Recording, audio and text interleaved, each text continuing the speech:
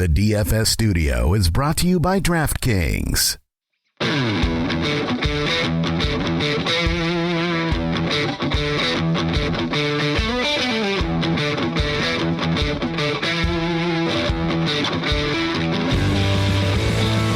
Welcome to the Fantasy Footballers DFS and Betting Podcast with your hosts, Kyle Borganoni and Matthew Betz.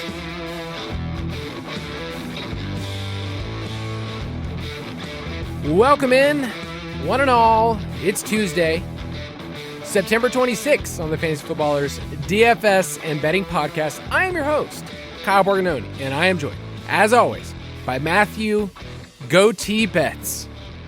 It's still here. It's still here for, I guess, 2 more weeks at this point. Well, that's not true. The goatee is going to be gone.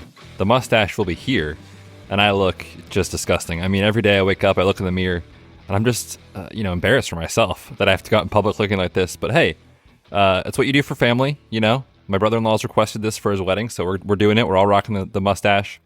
But yes, I'm not looking my best these days, shall I say.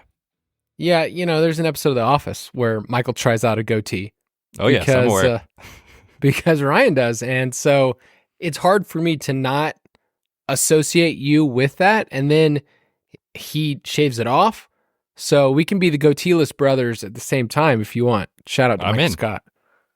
Yeah, the day after, like immediately the day after, that morning, it's coming off.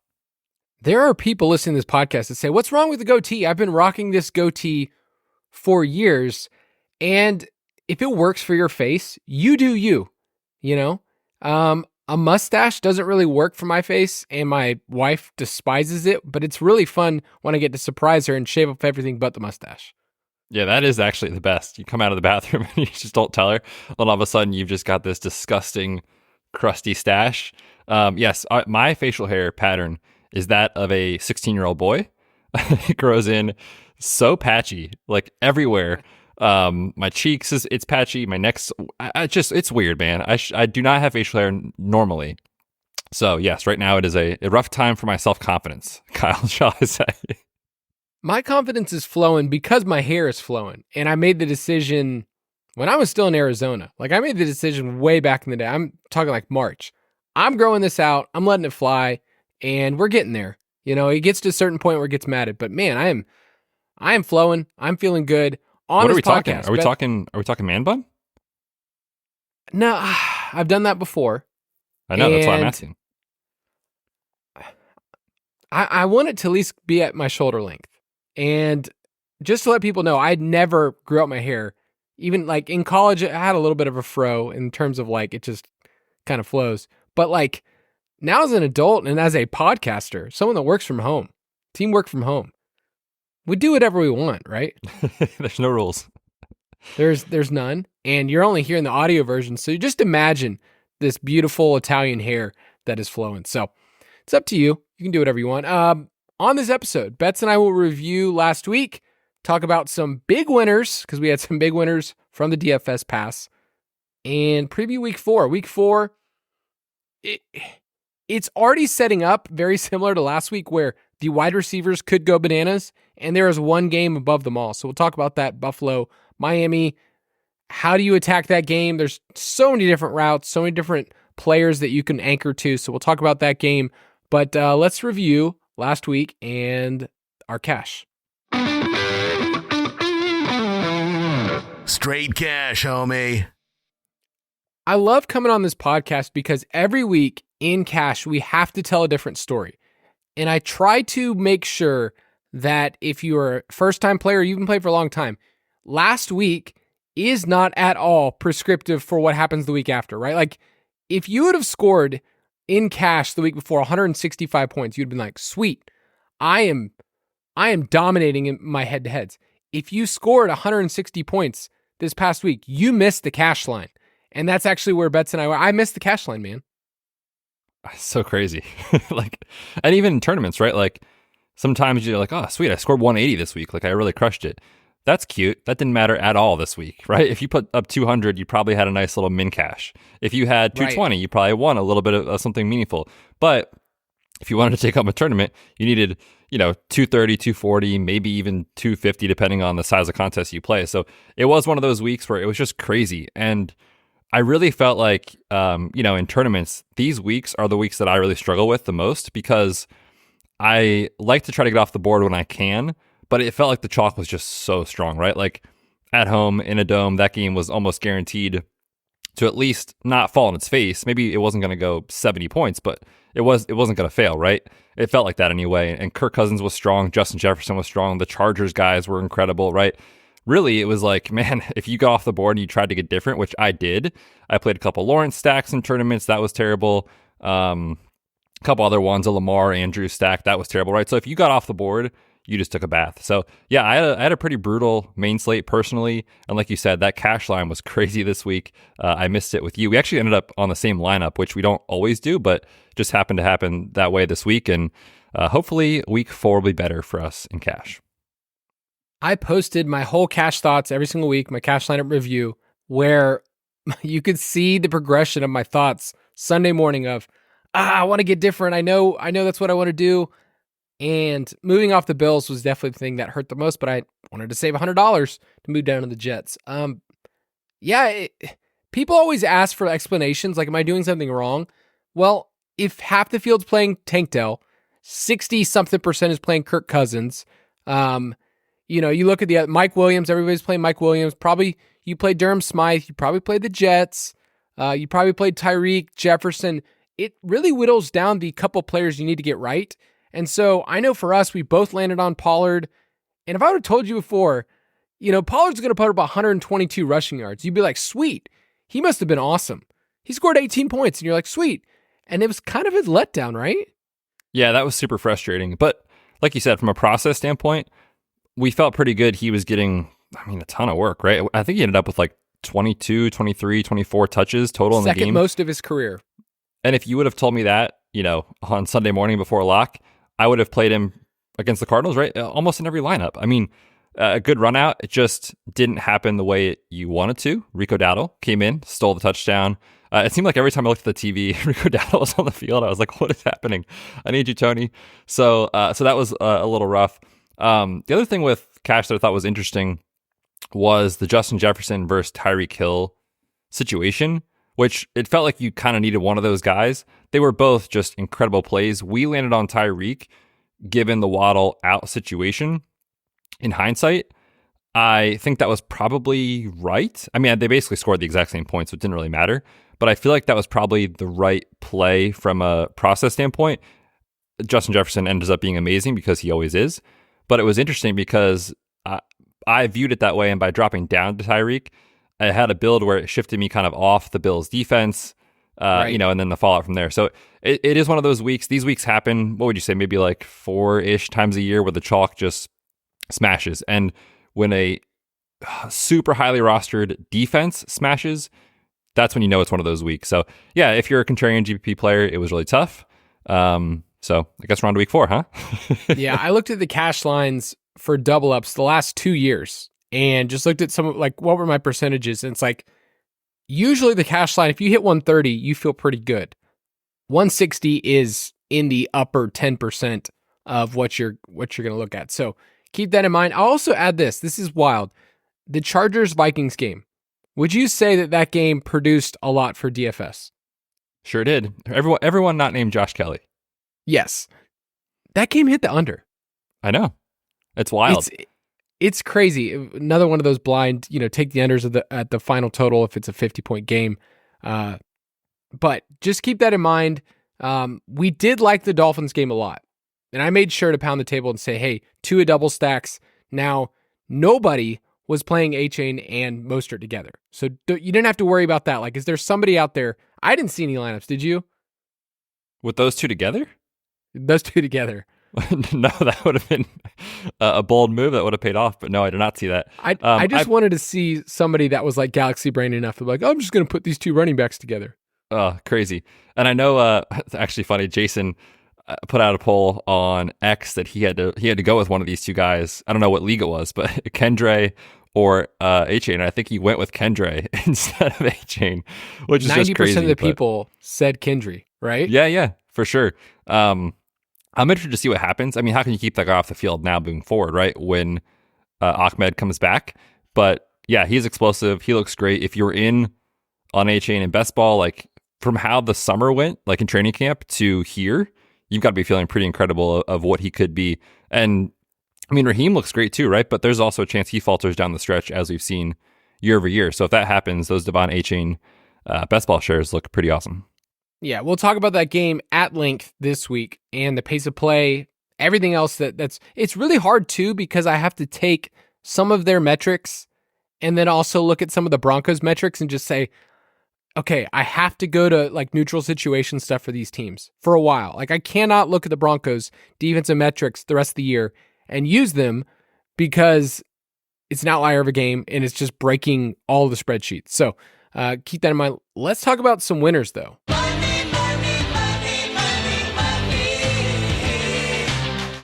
First off, I want to give you a little hats off for the Monday night. And I know this is for our listeners, but I want to give you some props here. Yeah, it was fortunately a good Monday night in Showdown for me, which was fun. But, you know, like I said, the main slate was rough, so it was good to have a little nice bounce back Monday night. But man, the main slate for DFS Pass folks, for folks that listen to the podcast, like maybe our best ever, or their best ever, I should say. It was unreal and honestly so fun to see. So I'll let you go ahead and highlight the biggest winner that we had in Discord. Was crazy. Yes, and I would say, so this is Ryan B, 1976. You're giving away your birth year, Ryan. That's cool. But Ryan said, thanks to everyone at the Fantasy Footballers. Content's amazing. Forever grateful. Made it to the DK Live final. Let's go. Ryan entered $110. And Ryan came away with $121,000, putting together a incredible lineup. And I saw some other people that, you know, had a couple of, you know, 4 or 5 figure wins that said, hey, I listened to the podcast. I had the DFS pass. I used the optimizer, the tutorial. I sorted by GPP value like you talked about on the podcast. And so these winnings are fun for us. Like when Betz and I mention all the time, like when we have a down week, it is so fun to be able to, you know, just champion you guys. Like you are a part of this. You're doing great. Even if you have a small bankroll, do not go chase these kinds of things. Okay. Like don't just change up your process and say, I'm going to enter the milli. That's not really what you want to do. Single entry, you know, 3 max. Those are the ones we want our groups to keep going. And then in cash, we think you can be profitable over time. And the thing that I love, this is our best marketing, is that this thing, the DFS pass, pays for itself. Like how often can you buy a product and say, hey, I'm going to actually this is going to be enriching for me. This is going to be my entertainment for an entire season. And I have a chance to make the money back. That's wild, right? And then some, honestly. Yeah, it's incredible. That is actually one of the funniest things that you say because, you know, it kind of sounds silly, but like truthfully, that's what we hear all the time from everyone. It's like, oh my gosh, this thing paid for itself in literally 2 weeks or 3 weeks. Or, you know, I just jumped in halfway through the year and I already made my money back and then some. So it's crazy. And I don't think that'd be happening as often, Kyle, if the price wasn't so egregious, but it is. And so we want you to come play with us. So get in there and check it out. Yeah. And just to put a little cherry on top, guys, Andy, we had some conversations about the DFS pass. I don't know why he decided to do this, but he said, hey, let's put out a bigger promo code. I know you guys all the time say DFS pod 10% off. What if, you know, people got to get 20% off? It's like, what are you doing here? This is dumb. Like we could go on here and say that, hey, this person just won, you know, $121,000. We should up the price. Instead, he goes the opposite direction. So if you want to use the promo code, I don't know why we're giving this out. Promo code winner23. You now can get 20% off the DFS pass if you want to jump in there. We go throughout the playoffs. So we'll do the math. It is now I feel like it's not the cup of coffee metaphor anymore. We can't use that. I think it's cheaper. It's cheap. It's going to be a point where we find out that you and I are actually paying for all this. Like we are the ones that we owe the company some money. Whatever. So yeah, winner 23, go to dfspass.com. But let's talk about this slate. State of the main slate. Turning the page, It's kind of fun on a Tuesday. You know, Mondays for a lot of people in work is like, okay, I got to get back to the grind. Well, like with DFS, it's like Tuesdays is a day to look forward to, a day of hope. And we get to bring that for people. So like we are refreshing Tuesdays, which I don't know. Like, I mean, Tacos has done that for a long time and Ruby Tuesdays, a sponsor of this what very a place. show. What a place. Dude, you're so right. And unbelievable combination. Like your taco night paired with this podcast. I mean, come on. Man, I just went down a train of Tuesdays. I need to, you know what? Because it's rare that a podcast just gets to be centered around this day. I'm going to do some more thinking. So if you got some more, you know, marketing campaigns, but Ruby Tuesdays is definitely calling. Now we do have a conflict of interest. Am I right? Like, I mean, we're big Chili's guys. We're huge Chili's guys. I mean, Chili's, if you're listening, Mr. Chili, we are here. But Mr. Ruby, if you're listening too, I mean, I've gone to that salad bar a couple of times with my grandma, and it was good. I think they're going out of business, though, aren't they? Really? I don't know. I haven't seen many recently, so I could be wrong. But agreed, that is the place you would go with your grandparents on a Sunday, like after church or something. So I get it, man. I get it. All right. So on this Tuesday, we're looking ahead at the Week 4 lines. We get our lines at DraftKings Sportsbook. It's where we play. You can go to sportsbook.draftkings.com. I want to check in with a wager that we made this past week. So our props have been a little too hot, Betz. I'm just going to be honest. Like, we are dangerously running close to the sun. I think we're over 70% in the DFS pass. And I took a stance on the Robinson boys this past week, a line. Brian Robinson under 70.5 total yards. Bijan Robinson over 23.5 receiving yards. I hit on both. Now, Brian Robinson had 70 rushing yards exactly. Was never targeted. So we hit. We were close, baby. But that was one that felt really good in our process. And early in the week, I was like, man, this Bijan line is too low. And I think he hit that at near the half. Yeah, and he's been over this specific line, 23.5 in 3 straight games, all 3 to start the year.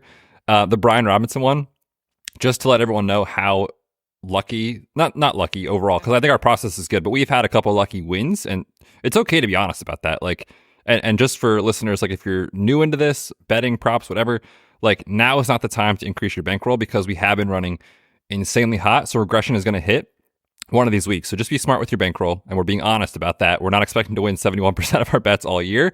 Anything from 55 to 60 is crushing it. So regression is coming, but just to let you know how hot we are, I saw Brian Robinson get a dump off, carried it about 8 to 9 yards, and I was like, oh, there it is. We're done. That's it.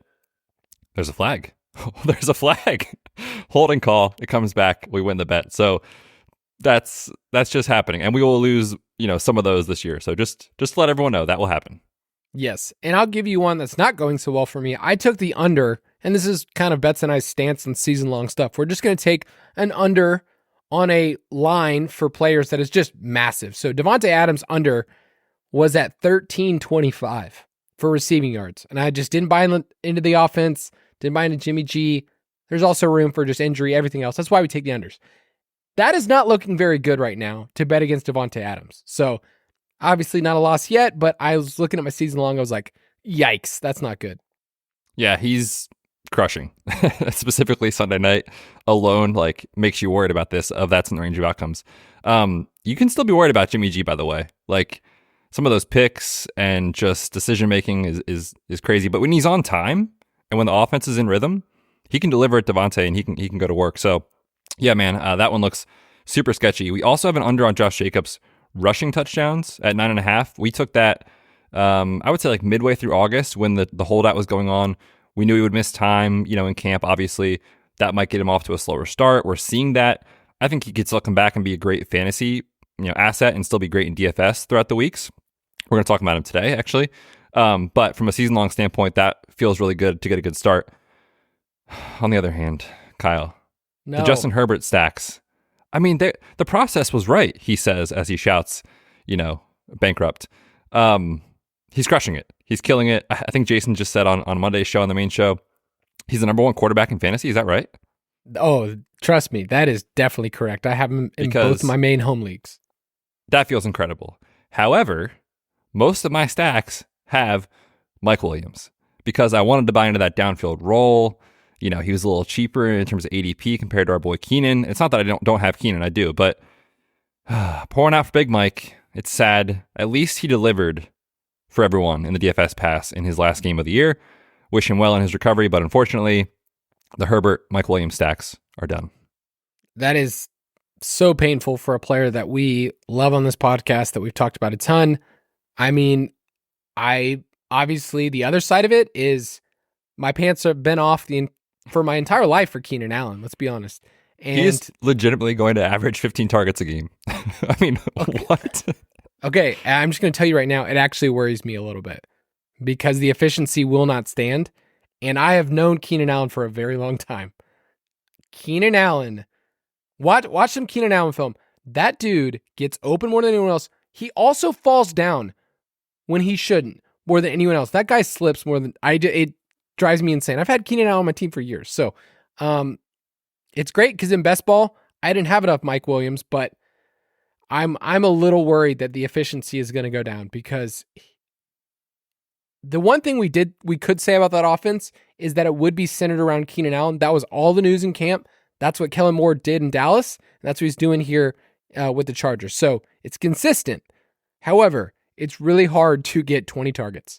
It's really hard, over and over and over again if Joshua Palmer's just a dude and Quentin Johnston's like a gadget player. So, I mean, we'll talk about the Chargers. Come on. We're going to talk about them every episode. But yeah, that sequence of like 10 minutes was just so much love for this team and then just so much sadness, right? Like when you sent me the play, I was like, I think he just tore his ACL. But right before that was the Keenan pass to Mike Williams. I was like, I love this team, man. And then Brandon Staley going for it on 4th and 1 at like their own 30 with the game on the line. Just an absolute nutso call there. But yeah, man, this team will have your heart racing and then they'll let you down. So it's going to be a fun year. It's a movie you have to watch. And I've watched it over and over and over and over again. And I'm right there with you. I was like, this team, this is awesome. And the next thing, like, oh gosh, we're in trouble. So that was Herbert's first 400-yard passing game of his career, by the way. Dude, I think it's the sleeve, man. He's never played with that sleeve before. He looks good out there. He looks awesome. Let's take a quick break and we'll talk about week 4.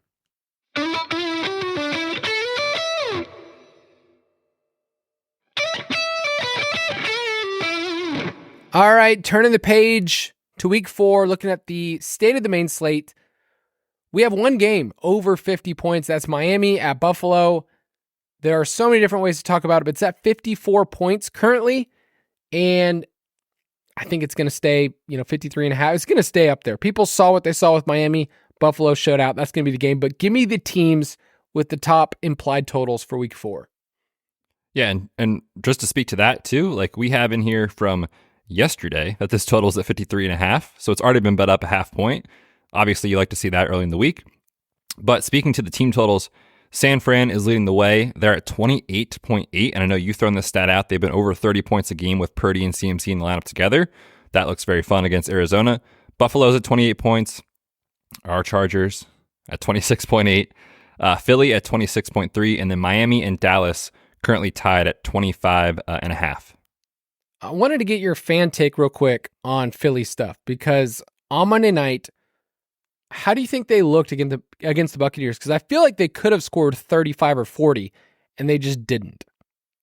Yeah, I mean, it's sort of, I guess, good and bad for fantasy. Like they've been willing to push the ball when they need to, but the offensive line is just creating runways for DeAndre Swift to run through. I mean, the holes are crazy that he's able to get through, pick up 20 yards, right? Like he's just gashing them. And then in the fourth quarter, they just iced it. They were just able to kind of ice it away. So they could have scored more if they wanted to, but I do think if you see them in a positive game script, they've shown us now a couple of times against the Vikings and now against the Bucs that they're very content to just hand the ball off if they're having success on the ground, which, for the Jalen Hurts stacks is not quite as advantageous. I do think they still need to be pushed, kind of like we saw last year in the second half of games, for them to really have a ceiling.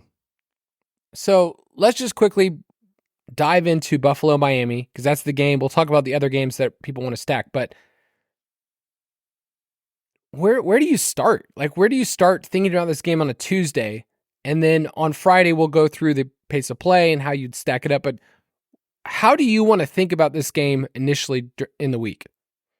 Yeah, I mean, I wrote this up in the Vegas report, just mentioning to people, like, my hope is that DFS players have evolved, so this is not going to be the case. My hope is that people log in, they see red next to the Dolphins. Bad matchup with Buffalo, right? We saw them hold, the Jets to nothing, Sam Howell and the Commanders to nothing. So from a fantasy points perspective, the defense has been good, but we actually have seen Buffalo show some vulnerabilities over the years. So I mean, if people are scared off, I certainly want to buy into Miami for obvious reasons, but the total is the highest on the slate, and it's like last week, right? Where there's not another one close. So people are certainly going to be trying to attack that one, stack it up. So I want to be in. I'm very interested in that. I also think too, the Miami, defense, when you kind of look at that, they've also shown vulnerabilities. Go back to week 1 against the Chargers. So this looks like the game of the week, and I really can't fault anyone for wanting to prioritize it in tournaments. Yeah, the running games is what initially stuck out to me in this game, because it's not hard to convince somebody about like double stacking Josh Allen, double stacking Tua. But the Bills defense is quietly allowing the highest yards per carry in the league. So that's the Bills defense, 5.9. And then the Dolphins, on the other hand, their defense is allowing a first down on 34% of their opponent's rush attempts. That's the highest in the NFL. So between Mostert and A-Chain and James Cook, who is a crazy value on FanDuel, those running backs need to be mixed in. Our analysis, they need to be mixed in. Now, Tyreek on the road, I'll say it again, greatest road wide receiver of all time. So I don't need to convince you about him. Jalen Waddle is going to be interesting if he gets mixed back in. Go back to Durham Smythe, whatever you want to do on the Dolphins side. Like, you could convince me of so many different things. I think with this game, we can't just simply say, let's double stack the passing options only, or only look at the Miami running backs. I think Buffalo's ground game is going to be more essential than we realize. And if this game goes up, like if it goes to 54.5, that was the total, last week when Minnesota and the Chargers, when it hit 54.5, you started seeing money come down because it's kind of a key number, and obviously it hit the under. So I'm not rooting against this game. It can still work for fantasy and hit 52 points like the other one did, but everyone's going to be playing this game. And there are some values, but it does get expensive. If you double stack Josh Allen with Diggs and Tyreek, you run into some problems. So just keep that in mind as you're stacking up this game. But what other games, like I wanted to throw out Vegas and the Chargers as a game that people might be interested in. Devontae Adams is awesome. We still have to figure out what Jimmy G is going to be this week, but we saw what the Chargers did. We saw that people are going to probably try to jam in Josh Palmer or Quentin Johnson in the lineup. So keep that in mind. Any other games that stand out to you early in the week? Yeah, one thing with that game for the Chargers and Raiders, we'll wait and see kind of as the week unfolds what these salaries and what the field is going to do with the cheapies of Quentin Johnson and Joshua Palmer. It could easily be a game where you just see so much roster percentage funneled into that game because of those two guys. And on the other side, Jimmy G is in concussion protocol. I'm not sure he clears this week just because his symptoms and kind of when he was placed in protocol was slightly delayed. So there's a chance he misses. If that is the case, is Brian Hoyer under center, which I am not thrilled about for that team. So you could lose a little bit of love there. If you do see some money coming in on the under, like that could be a signal of that. So just watch for that. But the other thing that I wanted to mention about like a high total game like this, in DFS game theory, if we just had the same slate last week, everyone played that game, it went bonkers, right? The Chargers and Vikings. There are slates where it shapes up like this, but the top game fails. So just from a game theory standpoint, I know we just talked all about how we love that Buffalo-Miami game, of course. There are going to be slates where that game fails, and if you are off of it, I'm not saying this is what you should do, but if there are slates where if you are off of it, you will be paid out handsomely. Yes, those are in, if you're in a large field, if you're doing a 20 max, I'm very open to saying I'm going to take one piece or just some correlation pieces, or saying, you know what, I don't think this game is going to be essential. The touchdowns get spread out. It's a Dawson Knox one. It's a Khalil Shakir. It's River Craycraft. Like, when those things happen, the games aren't as essential. And because we said it's kind of cost prohibitive to say I'm going to go in this game with every piece, like you could look elsewhere. So I'm for that. I'm totally for that. What about sneakiest game this week? All right. What I'm about to say, I'm embarrassed. Okay. But could I convince you of a bad defense situation going on with Denver and Chicago? These offenses, Chicago, we can just start there. It's been atrocious. On the Denver side, we've seen, don't watch the games. Don't watch Russ, but we've seen games where Russ gets there for fantasy, right? And I'm not a Russ guy at this point in his career, but these two defenses, 30th and 32nd in yards per play allowed. Both defenses, bottom half in allowing their opponents to run plays. So opponents are getting off a ton of plays. These are the lowest, or the highest scoring, I should say, defenses allowed in the league. 31st and 32nd in that category. And the price is kind of right. Justin Fields is cheap. Russ is super cheap. DJ Moore is dirt cheap. Cortland Sutton's buried again. The only one really in pricing that kind of sticks out as maybe he's overpriced is Jerry Jeudy. Marvin Mims is just doing unreal things, right? He's super cheap. I just think if there was ever a get right spot for these teams, it is in this matchup with these two defenses struggling. So I'm just throwing it out. I think it's possible. You can convince me anything, right? It's DFS. It's DFS. Totally fine. The Bears are allowing 8.7 yards per attempt, 31st, and that sounds like a Marvin Mims kind of thing, right? Just need one play. Please play him more, Sean Payton. Just for a fan's sake. He's just fun to watch. Two games I want to throw out there. I think Ram Colts is kind of interesting. The total was a little higher than I thought. So it's at 44.5. It got bet up to 45 in some places. So Richardson returns. I think it's interesting. There's some good value options.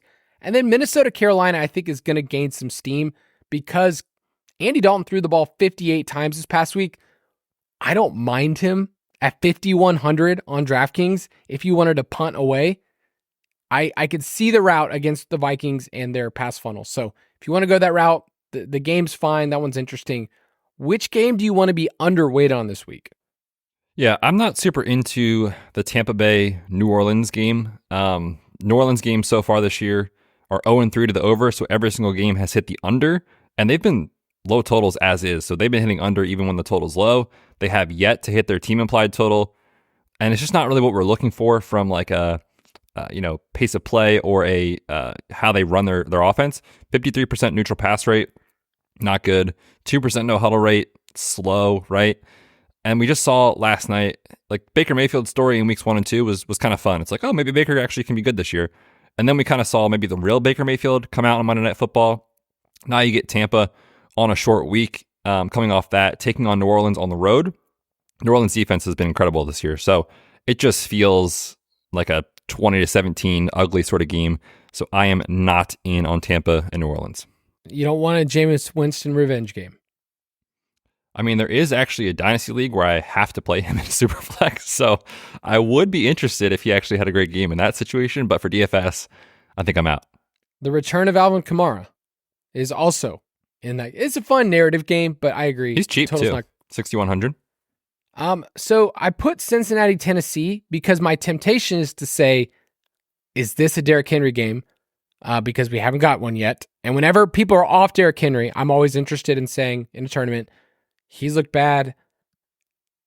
The pass funnel for the Bengals is also going to be something that, can I throw on the Titans? And can I double stack Joe Burrow? It's a very tempting game, but Tennessee games have just been gross. They were so bad this past week. So I wish this game was from 2 years ago, because then you get a back and forth affair. I feel like Tennessee's at a spot where they're just trying to win ugly, and it's really hard. So that's a game that I'm tempted by, but I think early in the week, the total's not great, 42.5. It's just not something I need to go to. Which team are you most confident hits the over of their team implied total? Yeah, you mentioned the Rams and Colts game being interesting. So I am also interested in the Rams team total. I think they can go over here. 21.5, kind of low. Now, I know last night they really struggled Stafford was pressured a bunch. But when you look at the Colts, I mean, dude, their secondary is just so bad. And I think this is a bounce back spot for the Rams. So give me over 21.5. They were hitting this, in the first couple weeks. Last night was a bit of a snoozer, but I think this is a good bounce back spot for them. Yeah. I'm going to throw out the 49ers. This is simple. Their team implied total is the highest of the week. It's not high enough considering what they've done with Brock Purdy and CMC. So that's an onslaught build this week that I think you could go Purdy, CMC, and one more option and be able to get enough points from that, where the Cardinals have been annoying and stingy and roll over, but they haven't. But I just think the 49ers are just in a class above themselves. They are 14-point home favorites. What would you take on that line right now? Oh, man. I mean, my initial inclination is just to say, San Fran rolls. But, credit to the Cardinals and the coaching staff. They've got their guys playing hard. I mean, it's a divisional game. I feel like it's scary to say, but I could see it staying within, what was it, 14.5? I could see it staying within 14. That. Yeah, it's a key number, 2 touchdowns, but that is a lot. But I could also see the 49ers just rolling. The team that I am most confident hits the under is Tennessee. I cannot see their offense being able to move forward in any way that is meaningful. I think the Bengals defense is better than you think, and they were pretty good on Monday night. So Tennessee is just not a team that I want to attack with, especially in the passing game. It's DeAndre Hopkins is done, and other than maybe a deep Chig thing or a deep Burks thing, you just can't guess those things. So I'm out on the Titans. Yeah, makes a ton of sense. Their offense has been pretty tough to watch. This pains me to say, I'm on Baltimore's under this week. They've been under their team implied total in 2 of 3 games. This Cleveland defensive line has been dominant. That defense has been incredible. And Baltimore on the other side is really struggling with injuries, truthfully all over the place. But on the offensive line, Ronnie Stanley's missed 2 weeks in a row. Tyler Linderbaum's been out. We'll see if those guys get back. But they've got O-line injuries. Odell's banged up. Bateman's banged up. The running backs are hurt. Gus Edwards is in protocol. Justice Hill had the turf toe. So legitimately, they could be running out 2015 fantasy superstars, Melvin Gordon and Kenyon Drake as their top 2 backs. And look, man, I'm scared. Okay, I'm so heavily invested in Baltimore, but the way that they are using Zay Flowers and Mark Andrews, everything is very dink and dunk. There's no downfield aggressive passing. It's just hard to see it, man. Cleveland has been so good, and divisional game, you could certainly see the under there. So I'm taking under on Baltimore this week. I cannot believe this team is back in the same exact spot, which is just everybody injured. And we came into the season saying, wow, they have a plethora of wide receivers. They have nobody now. And Zay Flowers' ADOT is just doo-doo. He's just throwing him screens left and right. So sad. Anyway, we'll talk about Mark Andrews because I think his price is actually fine. Let's get into it. Salary standouts. This is a Tuesday. Let's talk about the players that we think are on our radar at quarterback. I have Josh Allen. He's on there. 8.2 at home against the Dolphins. It's not that complicated. Just put him in your pool. Yeah, makes sense. It's just a pricing thing, and we'll talk about that on Friday's show if you do want to get up there or not. In the mid-range, we'll see if Anthony Richardson gets cleared. 6.7 taking on the Rams. It's just a designed rush attempt thing. If he is running 10 to 12 times a game, it's very hard for him to truly fail in fantasy. So 6.7, I like his price. We talked about that game environment too. Also throw out Burrow. We know we're not getting anything in the rushing department as long as his calf is an issue. So that still is a concern. And I don't know if I would go there in cash necessarily, just given that there is re-injury risk. But in a tournament, if you just wanted to stack up the Cincy passing attack against this Tennessee pass defense, I don't even think you need anyone on the Tennessee side, truthfully. Listen to these numbers. This is insane. Derek Carr in week 1, 9.2 YPA. Justin Herbert in week 2, 7.4 YPA. Deshaun Watson, who looked atrocious 2 weeks ago, 8.8 YPA. He completed over 80% of his passes against this defense. So Tennessee's pass defense is just so bad. And you finally had that get-right game from Jamar Chase. T. Higgins had a bunch of drops last night, but T. Higgins is a good player. You could convince me of a Burrow double stack this week with that defense. I'm going to give you some under 6K quarterbacks just to put on your radar. Brock Purdy, 5.9. Mentioned their team implied in total. CJ Stroud went up $300. So now he's 5.6. And I know people are interested in the Texans passing game, so need to throw that out there. I'll also throw out Jameis Winston, revenge game 5.3. Andy Dalton 5.1. If you wanted to get real gross, I understand why. I'm not saying you have to do it, but I understand. And then Tua on FanDuel is only 8K. So that's a pretty good price if you wanted to go in that direction. But hit me with your running backs. Yes, we talked about Josh Jacobs at the top of the show. This is a good spot for him. I have some concerns if there's no Jimmy G about just systemically the offense. But in weeks 1 and 2, Alexander Mattison looked truthfully like one of the worst backs in the league. And then against the Chargers, all was well, right? So Jacobs, the volume's there. We saw a little bit of an uptick in efficiency on Sunday night against the Steelers. This is a good spot. He's only 7.1 against, like I said, the Chargers. And then, dude, I don't know what Sean McVay is doing. It's truly some sicko stuff. But Kyron Williams is playing every snap, and it's been like that 2 weeks in a row. And he's also out there on kick returns. Like, Kyron Williams is going to get run into the ground. I'm terrified for this man in like week 9. But while it's good and while he's healthy, he's 6K taking on the Colts. So if you're getting a running back that's going to touch the ball so much and be on the field every snap, it's hard to poke holes in cash games. Did you see how many snaps he was in on the game?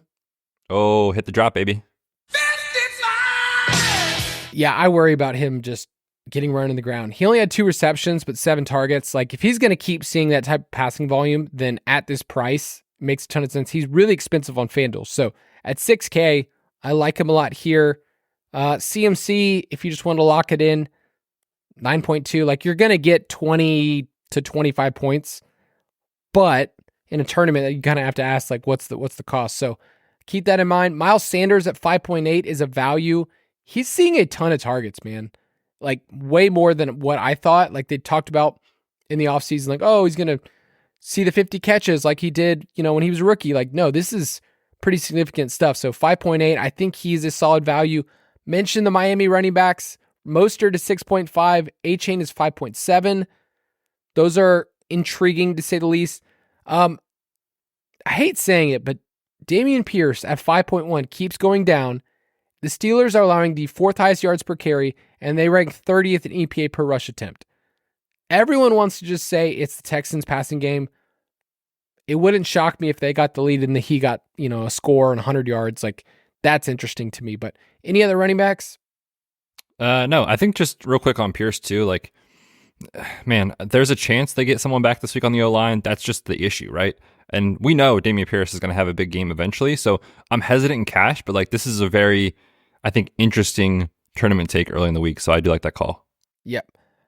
Wide receiver is bananas this week. Everybody who's anybody is on this slate. All right. Justin Jefferson on DraftKings, 9.6. Tyreek Hill, 9.2. I feel like we just had this conversation last week. Expensive wide receivers project really well. We want to play them. My early lean is just Tyreek. It's a better game environment and he's cheaper. And it's he's just on the road. I mean, it just depends on what the pricing looks like. I mean, if you're going to give me Jamar Chase against this Tennessee defense for almost $2,000 cheaper, I'm playing Jamar Chase. I mean, it's just so hard to fit those guys, right? So that's the issue. And we'll have to see as the week goes on. Injuries, punt plays, stuff like that. So they're awesome. They're incredible, but they are so expensive. Yes. No, Chase stands out at his price in that matchup against Tennessee. I mean, Stephon Diggs, you can easily overlook him this week, but at 8.1 against Miami, he looks awesome too. Oh, and I didn't even mention Devontae Adams at 8K or Keenan Allen at 7,900. Like, those are 6 wide receivers out the gate. That would not shock me if those guys are in the optimal lineup, like 2 of those guys. How do you pick between those guys? It's going to be a pricing thing, honestly. I mean, if we get, like last week, we had some pretty decent punt options open up, and you could get up to Tyreek or Justin Jefferson if you wanted. So it's just going to depend, I think, on that as the week goes on. And when we talk Friday, we'll know more. Yeah, and I think the way that people are going to build is they're going to take a cheap Chargers wide receiver, Josh Palmer at 4K, Quentin Johnson at 3.7, add at least 1 or 2 elite guys, and then move on. Like, that's the punt option. Last week, it was Tank Dell, who was the cheap, popular punt option. He's now 4.6. I think he's still a good play. And then, dude, you wrote Adam Thielen on here? Well, I wrote Old Geezer, truthfully, at 4.5. And then DJ Chark is 4K. And the numbers are inflated because of how many dropbacks Andy Dalton had last week.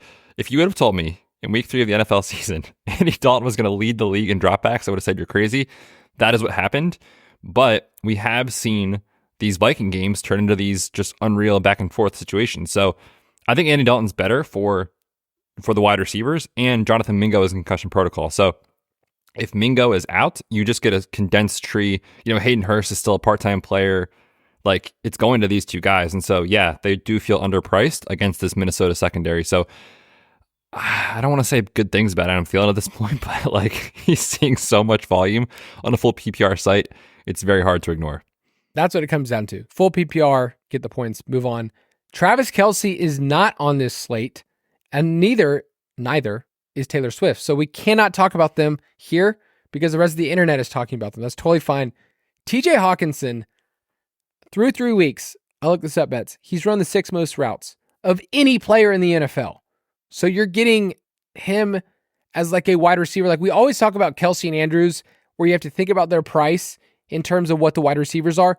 We need to start thinking about Hawkinson that way on the road against Carolina. I think on FanDuel, he's a better value at 7.2. So wanted to throw out his name early in the week. Mark Andrews went down in price on DraftKings. The matchup sucks, but if you knew you're getting a wide receiver 1 at 5,400, I'm intrigued early in the week. Oh, brother, you don't have to talk me into that. I'm ready to lose more money. Just say that on Mark Andrews. I don't know about cash. I mean, the price is just incredible, but like, truthfully, Zay Flowers is getting the first read looks. I don't know if that's a scheme thing. I don't know if Zay Flowers is literally just that good. I think he's very good, or what it is, but we know Mark Andrews is going to have a blow up game at some point, and I certainly want to be on it when the price is right, which at 5.4, the price is definitely right. Yeah. If you want to look at the Muth, he got loose, 3 for 41 and a score last week. You could go back to Durham Smythe at 3K and be totally fine if you wanted to punt in that direction. He was uber popular last week, and yet still running routes, still running around. And then at defense, the Browns don't make sense on DraftKings. Let me spell this out to everybody. On DraftKings, they are the DST 17. Okay, so they are buried down there. On FanDuel, DST 8.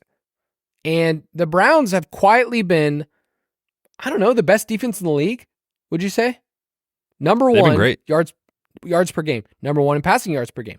So number 1 in rushing yards per game. Number 1 in points per allowed. Like, those are the ones we want. And then here's a crazy stat. A league low 7.7% of their opponents' drives have reached the red zone or scored. So, like, it's been awesome. They play against Baltimore, and I think that they have the upside you want too, where Lamar's always prone to turn the ball over. So the Browns early in the week look like a pretty good play at 2,800. For sure, especially if the O-line injuries are still affecting the Ravens, when we look towards Sunday. So definitely a mismatch. I'm with you. I also threw down the Panthers at 2.5. It's just not a football guy take, but they're cheap. Yep. And what you need in fantasy for your defense is opportunities for takeaways, sacks. Kirk Cousins is dropping back an insane rate, and you will have opportunities for sacks and turnovers. So don't mind the Panthers at 2.5, but certainly I think the Browns stick out like a sore thumb this week. Dude, this is Adam Thielen week. So he gets a revenge game, but he's beloved in Minnesota. He's a Minnesota guy. But also, he gets to explain to the team, like, hey, here's what Kevin O'Connell does. That's just my narrative take on the game. Oh, but so you're taking the Panthers in this game? Say it again? I said, so you're taking the Panthers in this game? What's the line? Was that 4? I don't know if I could take the Panthers. I think I'm open to that. Panthers plus 4. All right, we'll talk Friday. We'll see. We'll see how I feel. But yeah, those are the 2 defenses that stand out of the week. Make sure I don't change my mind bets, because I looked in last week's doc. I said, Buffalo, lock of the week. And then I didn't play them. All right. If you want to play with us, go to ballersdfs.com, direct you to our DraftKings League, Fantasy Footballers DFS, Borg plus Betz. Join the league, enter some contests. There's some contests open right now, including our 700-person contest that is just sitting there waiting for people to take free money. Go to ballersdfs.com if you want to play with us. Betz, sign us off. Yes, sir. Do not forget about the code WINNER23 if you want to come play with us in the DFS Pass. Gonna be a fun week, man. I'm excited for week 4. Week 3 was a little rough for you and I, but I'm ready for a bounce back. Enjoy the week, everyone. We will catch you on Friday.